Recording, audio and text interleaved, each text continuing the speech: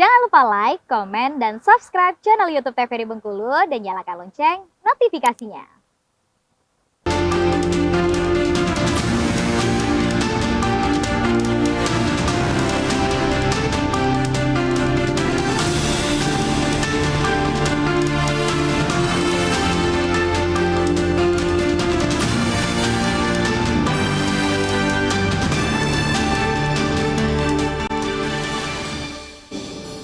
Terima kasih Anda masih bersama kami di Berendo TVRI Bengkulu. Kita lanjutkan diskusi kita mengenai Bulan Dana Kemanusiaan. Tentunya di setiap acara terdapat target ya Bapak untuk mencapai suatu tujuan dari acara tersebut.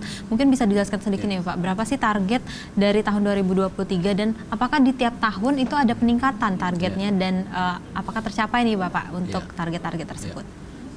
Tahun ini insya Allah kita targetkan 3 miliar, termasuk kawan-kawan kabupaten kota ya. Nanti insya Allah bisa terkumpul semua 3 miliar, nanti ya pesimis sesuai ya dengan, Bapak, terkumpul kita 3 insya Allah miliar. optimis. Insya Allah. Jadi kita nanti bisa melalui Optimis. bentuk, ya kita harus optimis. Iya. Kita nanti dalam bentuk kupon, kemudian juga tadi mendapatkan proposal ya, bisa donasi dari CSR segala macam itu. Dan kawan-kawan kabupaten kota juga akan melakukan hal yang serupa. Tapi nanti akan kita bagi betul mana ranahnya kabupaten kota, mana ranahnya PMI provinsi, sehingga tidak akan terjadi tumpang tindih. Sekali lagi kita, insya Allah kita optimis kita persiapan kita juga insya Allah sudah matang. Kemudian kita ingin meyakinkan betul masyarakat bahwa dengan penggalangan ini, kemudian dana yang akan terkumpul nanti, kita sudah bikin beberapa program yang tentunya ini langsung bersentuhan langsung dengan kepentingan masyarakat. Tadi saya sampaikan bahwa tugas-tugas kemanusiaan PMI kan banyak sekali. Selain tadi pelayanan donor darah, ya kan, kemudian juga ada pelayanan atau pemberian bantuan kepada korban musibah atau bencana. Kita termasuk organisasi atau lembaga yang terdepan dalam penanganan korban bencana ini.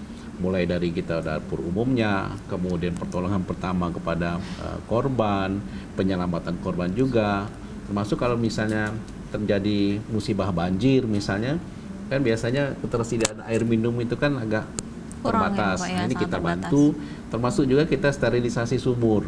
Nah, sumur-sumur warga ini biasanya kalau sudah banjir itu kan terkontaminasi. Nah, ini kita bantu untuk disterilisasi. Kemudian kita juga punya program untuk pendirian klinik Palang Merah juga. Nah, ditambah lagi tadi saya sampaikan untuk kebutuhan darah ini untuk memenuhi target 95% tadi, kita sudah rencanakan memang untuk unit mobile kita ini akan semakin sering intens, akan sering turun. Kemudian juga kita sudah akan kerjasamakan untuk penggalangan donor ini dengan beberapa instansi pemerintah, swasta juga. Nah, ini kan butuh semua operasional tentunya. Nah, ini akan bisa insya Allah akan ditutupi dari bulan dana yang akan kita lakukan. Kemudian yang paling besar ini kebutuhan kita saya sampaikan tadi, pembelian alat untuk fraksionasi darah ini tadi. Karena terus-menerus ya itu. Betul sekali. Dan target kita insya Allah 95% ini ya mudah-mudahan bisa tercapai lah kebutuhan darah ini. Baik. Jadi sekali lagi kita berharap betul dengan kontribusi partisipasi masyarakat, rencana program kita yang semuanya murni untuk kemanusiaan ini bisa betul-betul didukung oleh masyarakat dengan memberikan donasi sekecil apapun. Kita nanti kupon itu kita sediakan dalam nominal paling kecil Rp2.000. Jadi sebenarnya dari anak-anak pelajar itu udah bisa banget ya Bapak jika memang ingin berkontribusi terhadap kegiatan kemanusiaan ya Bapak ya. Itu untuk pembayarannya biasanya lewat apa aja Pak? Gimana? Untuk pembayarannya bisa lewat apa aja? Ya, bisa nanti bisa langsung pemberian kupon itu bisa dalam, kita sudah pakai kris juga bisa sudah ya Pak? bisa. Dan kita nanti akan sebar tim kita ke beberapa tempat, termasuk juga di mana ada nanti keramaian juga, melalui lembaga juga, melalui organisasi juga kita lakukan itu. Dan semuanya. Jadi sekali lagi kita sangat berharap bahwa ini bukan untuk kepentingan PMI, tidak, tapi seluruhnya adalah untuk kepentingan masyarakat. Ini harus kita yakinkan betul. Sekecil apapun tadi, seperti Mbak katakan tadi, ya insya Allah ini juga bisa menjadikan amal jariah. Ya kan, untuk ketika nanti kita bisa bantu orang melalui donor, melalui darah misalnya, kemudian tadi dari hasil donasi mereka sebesar apapun, ini kan bisa kita ya tadi untuk menolong penanganan bencana, musibah misalnya. Baik, untuk potensi yang paling besar biasanya anggaran ini dapat dari mana Pak? Apa dari masyarakat atau memang dari pemerintah atau malah pejabat pemerintah nih Pak? Ya, ini semua kita minta. Jadi nanti kita akan launching di tanggal 21. Nah, dengan launching ini kita berharap kita undang nanti mungkin dari perusahaan-perusahaan swasta. Sekali lagi mereka kita berharap betul dari CSR-nya mungkin kan. Kemudian juga ya dari pejabat-pejabat pemerintah, pejabat instansi semuanya kita berharap. Ya, termasuk tadi kita di pasar-pasar nanti kan kita juga coba, karena dengan nilai udah ada 2.000, ada 10.000. Kalau dikumpulin 2.000 Iya, jadi banyak iya, ya itu Bapak dia. ya tentu. Ada juga nominal yang 10.000, 20.000, bahkan Iya. yang 100.000 pun akan kita siapkan. Iya, makin banyak tentunya makin baik ya Bapak. Tentunya makin banyak juga betul. orang-orang yang akan terbantu. Itu yang intinya adalah kita ingin membantu sebanyak mungkin Sebanyak masyarakat mungkin. kita. Iya. Baik itu untuk darah, baik itu korban bencana, korban apa ada terjadi musibah, ya itu kita. Dan sekali lagi karena Palang Merah ini kan selalu hadir Pak, Iya. di tengah keramaian, baik itu keramaian yang sifatnya ada bencana maupun keramaian yang sifatnya yang gembira, misalnya kan ada event-event apa, kita selalu hadir Mbak. Iya. Apalagi misalnya ada event-event olahraga misalnya yang skalanya besar, kita hadir. Jadi di mana ada kerumunan, di mana ada keramaian, di situ kita hadir. Di mana ada musibah, kita juga hadir. Iya, melihat peluang juga tentunya ya Pak. Baik, mungkin saya beralih dulu kepada Bapak Muhammad Nur ya Bapak. Terkait dengan Bapak kontribusi PMI terhadap masyarakat, sudah berapa lama sih Pak Bapak menggunakan jasa PMI untuk pengobatan anak Bapak sendiri nih Pak? Kalau seingat saya, kalau nggak salah ya kurang lebih antara 6 bulan sampai 7 bulan. 6 sampai 7 Ya. bulan ya Bapak. Jadi semenjak saya tahu PMI itu ada, ya kan, ya saya dapat informasi kan dari UDD-nya, UDD-nya Iya. kan dari teman, ya kebetulan teman itu kan berdinas di salah satu instansi pemerintah.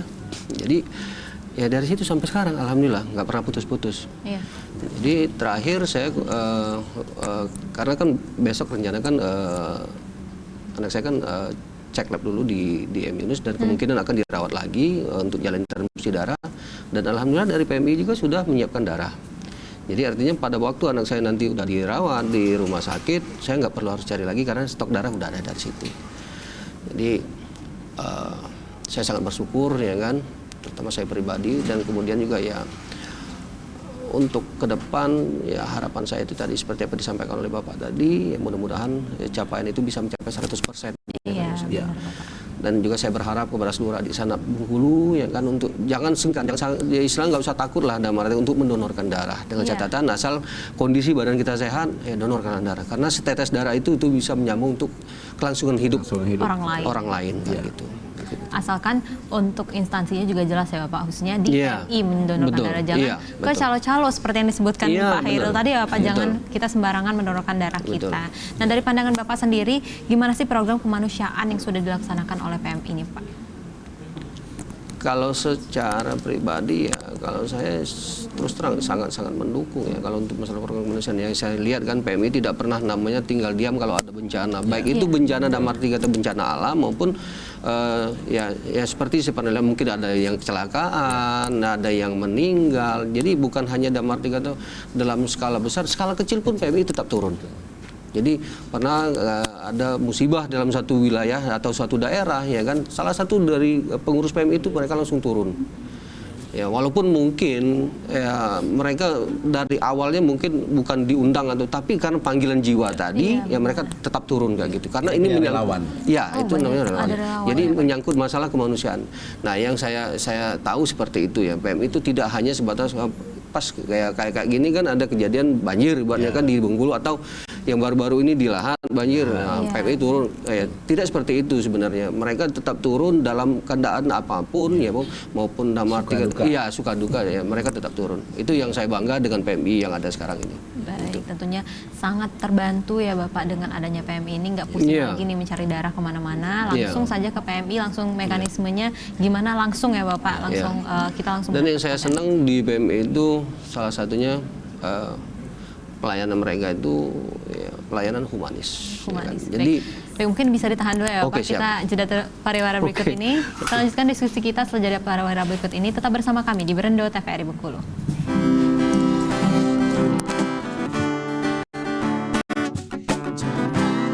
Kau tinggalkan diriku, takkan mampu semua